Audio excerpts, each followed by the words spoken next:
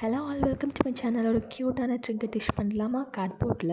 Mostly இதுக்கு லேத்தில் தான் பண்ணணும், but I'm trying in cardboard. So இது மாதிரி ரவுண்டாக ஒரு பேஸ் கட் பண்ணிக்கணும். அண்ட் தென் நம்ம இந்த மாதிரி ஒரு ஸ்ட்ரைப் கட் பண்ணிவிட்டு அதுலேருந்து மேலே இருக்க பேப்பரை கேர்ஃபுல்லாக ரிமூவ் பண்ணிவிட்டு இது ரவுண்டாக ஒட்டணும். ஸோ லைக் இது மாதிரி தான். அண்ட் தென் அதே ஒரு அளவில் அதே நம்ம கட் பண்ணோம்ல அதே மாதிரி அதே ஷேப்பில் இன்னொரு இது கார்ட்போர்ட் கட் பண்ணணும். பிகாஸ் நம்ம க்ளோஸ் பண்ணி ஓப்பன் பண்ணுற மாதிரி இருக்கணும்ல ட்ரிங்கர் டிஷ். ஸோ அதனால தான். அண்ட் இந்த மாதிரி கட் பண்ணும்போது நீங்கள் கொஞ்சம் கூட பெருசாக கட் பண்ணணும். பிகாஸ் எனக்கு இது கொஞ்சம் சின்னதாகிடுச்சு.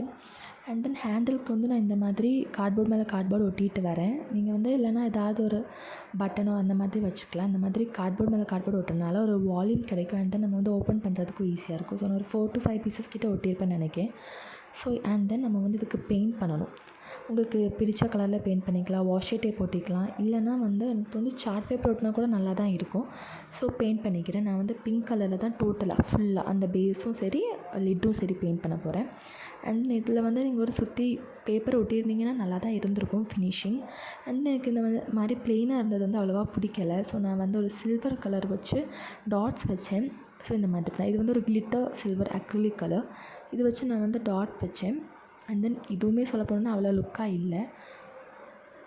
ஸோ அண்ட் தென் நான் அதனால் சேஞ்ச் பண்ணிட்டேன் கலரை. ஃபுல்லாக கோல்ட் கலரில் போட்டுட்டு கீழேயும் கோல்ட் கலர் லைன்ஸ் வரைச்சிட்டேன்.